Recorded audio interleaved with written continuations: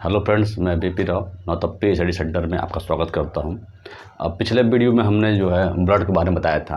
Blood का basic जानकारी कि ब्लड जो है एक संयोजी ऊतक है, तरल संयोजी ऊतक है।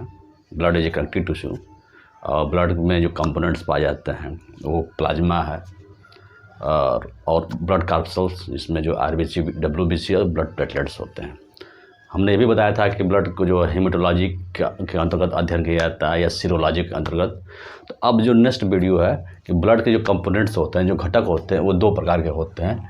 जो कंपोनेंट्स हैं ये है प्लाज्मा, ये होता है 55 से 60%। और दूसरा जो होता है रुधिराणु या कार्पसिकल रुधिराणु, ये होते हैं 40 to 45%।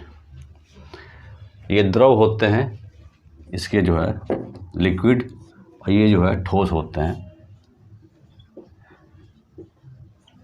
रुधिराणु, जिसको हम जो कैप्सूल कहते हैं। और रुधिराणु जो है 3 प्रकार के होते हैं। एक होता है RBC, red blood cells, RBC.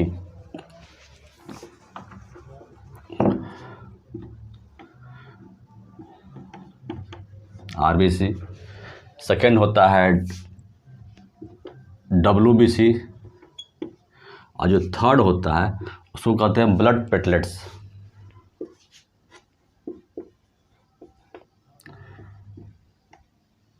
Platelets. अब आरबीसी को कहते हैं रेड ब्लड सेल्स या लाल रक्त कणिकाएं। इसको कहते हैं लाल रक्त कणिकाएं।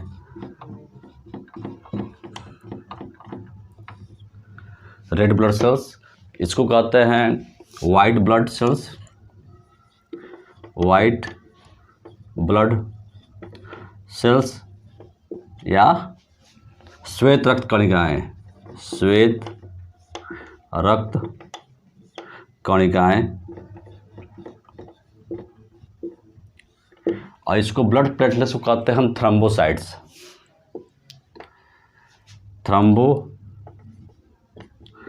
थ्रोम्बोसाइट्स।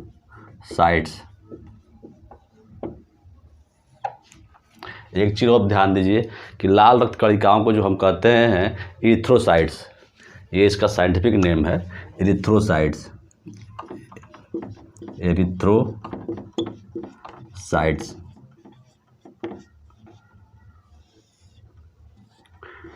और ऐसे ही जो है डब्ल्यूबीसी, जो श्वेत रक्त कणिकाएं हैं, इनको बोलते हैं हम जो है ल्यूकोसाइट्स।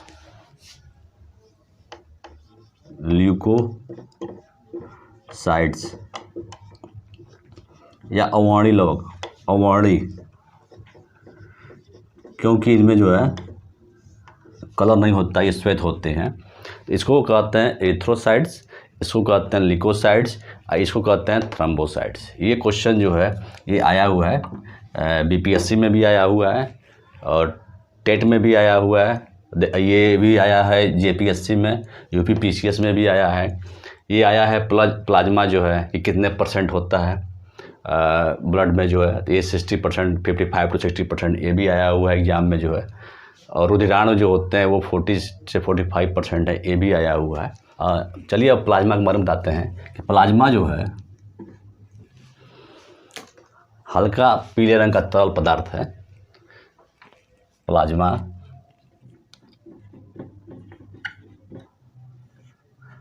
हल्का जो है पीले रंग का जो तरल पदार्थ है, पीले रंग का तरल है। और ये इसमें जो है 90 से 92% जो है वो वाटर होता है, जल होता है। 90 से 92% जो है इसमें जल होता है। इसके अलावा जो है 8 से 10% जो है कार्बनिक और अकार्बनिक पदार्थ होते हैं। 8 से 10% जो है कार्बनिक एवं अकार्बनिक पदार्थ होते हैं। तो चलिए अब देखते हैं कि कार्बनिक में कौन से पदार्थ होते हैं और अकार्बनिक में कौन होते हैं। तो पहले हम आते हैं अकार्बनिक पदार्थ पे जो है कि अकार्बनिक पदार्थ में जो है ये होता है इस 8 या 10% का 1%। अकार्बनिक पदार्थ जो है, अकार्बनिक पदार्थ ये होता है कुल 8-9% का जो है 1% होता है। और इसमें sodium chloride, sodium bicarbonate, calcium magnesium के कार्बोनेट या उसके जो है बाइकार्बोनेट, आयोडीन पाया जाता है। अब इसमें जैसे आप जो मैं लेक्चर दे रहा हूँ उसको आप लिख भी सकते हैं कि sodium carbonate, sodium carbonate, sodium chloride, sodium chloride, calcium magnesium phosphate chloride, इनके जो है और आयरन भी पाया जाता है इसमें जो है। और इन्हीं अकार्बनिक पदार्थों का कण जो है ये जो है हल्का क्षारीय होता है। इन्हीं कण जो है ये हल्का जो है क्षारीय होता है। इसका पीएच जो होता है 7.3 से 7.5 के आसपास होता है। और इसी अकार्बनिक पदार्थों का जो है प्लाज्मा जो हल्का क्षारीय होता है। और आप कोरोना में समय देखे होंगे कि प्लाज्मा चढ़ाने का जो काफ़ी पेपर में भी और मीडिया में भी आया था कि प्लाज्मा चढ़ाया जाए, क्योंकि इसमें एंटीबॉडी पाया जाता है। इसमें जो प्लाज्मा में एंटीबॉडी जो है, एंटीबॉडी पाया जाता है। तो ये हो गया अकार्बनिक पदार्थ। और कार्बनिक जो पदार्थ होते हैं प्लाज्मा में, उसमें प्रोटीन जो होता है, एल्बुमिन होता है, ग्लोबिन होता है, फाइब्रोजेन होता है, हिपेरिन होता है, इतने कई प्रकार के उसमें उत्सर्जित पदार्थ भी होते हैं। जैसे जो है क्या कहते हैं, कार्बन डाइऑक्साइड है, ये उत्सर्जित पदार्थ है, यूरिया है, ये जो है निकलते हैं यहाँ से, पाए जाते हैं। तो जो कार्बनिक पदार्थ है, कार्बनिक पदार्थ प्लाज्मा का जो है प्रोटीन, इसी प्रोटीन में जो है एल्बुमिन, ग्लोबुलिन, फाइब्रिनोजेन, ये सब पाए जाते हैं। ये प्रोटीन है। कार्बनिक पदार्थों में प्रोटीन पाया जाता है जो प्लाज्मा में। और ये जान लीजिए ये तो पीसीएस का क्वेश्चन है और टीजीटी पीजीटी के क्वेश्चन है बायोलॉजी के जो है। और प्रोटीन में भी पाया ये कार्बनिक पदार्थ में प्रोटीन है, फैट है, कार्बोहाइड्रेट है, फैट है, कार्बोहाइड्रेट है। उत्सर्जित पदार्थों में यूरिक एसिड है, यूरिया है, अमोनिया है, ये प्लाज्मा में पाए जाते हैं कार्बनिक पदार्थ। और मैंने बताया कि एंटीबॉडी भी पाया जाता है। और इसी एंटीबॉडी से जो है इस्तेमाल कोरोना में शरीर को जो है इम्यून सिस्टम को मजबूत करने के लिए किया जाता था। प्लाज्मा में एक हिपेरिन भी पाया जाता है। हिपेरिन जो ब्लड वेसल्स में रक्त जो जब जम जाता है उसको रोकने का काम करता है। आप जानते होंगे जो है ब्लड वेसल्स में कंटिन्यू बहता रहता है। अगर ये हिपेरिन न रहे तो जो है ये जो है ब्लड जो है थक्का बना जाता है और जिसके कारण जो है आदमी की मृत्यु भी हो सकती है। तो ये जो है थक्का बनाने को जो है ब्लड को जो है रोकता है। रक्त को जो है थक्का बनाने से जो है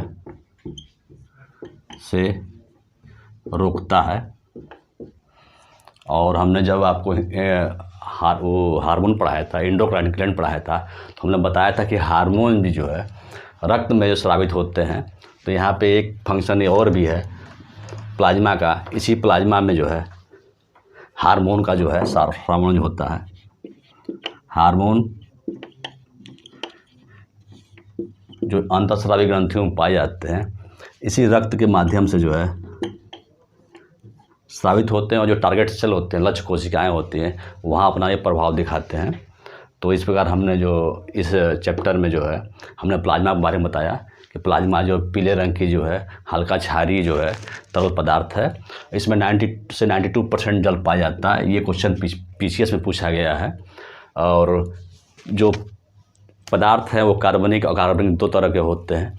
कार्बनिक पदार्थों में जो है प्रोटीन है, प्रोटीन में ये क्वेश्चन सबसे ज़्यादा एल्बुमिन पाया जाता है प्रोटीन में, ये पूछा गया है। टीजीटी पीजीटी बायोलॉजी के क्वेश्चन है। और ग्लोबिन है, उसको फाइब्रोजन, ये भी थक्का को रोकने में जो है काम देता है ब्लड के। हिपेरिन पूछा गया है, ये पीसीएस का क्वेश्चन है, यूपी पीसीएस का जो है हिपेरिन जो है एंटीबॉडी। तो ये क्वेश्चन पूछा गया करंट में, जो जब कोरोना का काल चल रहा था उस समय जो है प्लाज्मा के बारे में काफ़ी था कि प्लाज्मा डोनेट किया जाए ताकि शरीर को जो है कि इम्यून सिस्टम को जो मजबूत किया जा सके। और अकार्बनिक पदार्थों में जो हमने बताया कि सोडियम क्लोराइड है, सोडियम कार्बोनेट है, कैल्शियम है, मैग्नीशियम है, फास्फेट है, ये सब पाए जाते हैं अकार्बनिक पदार्थों में। और इन्हीं अकार्बनिक पदार्थों के कारण जो है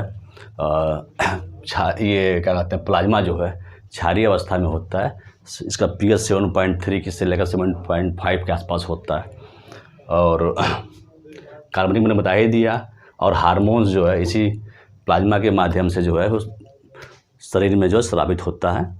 तो इस प्रकार हमने ये प्लाज्मा का चैप्टर कंप्लीट कर दिया। और नेक्स्ट वीडियो में जो है हम आरबीसी, WBC और ब्लड प्लेटलेट्स इस पर चर्चा करेंगे। Thank you.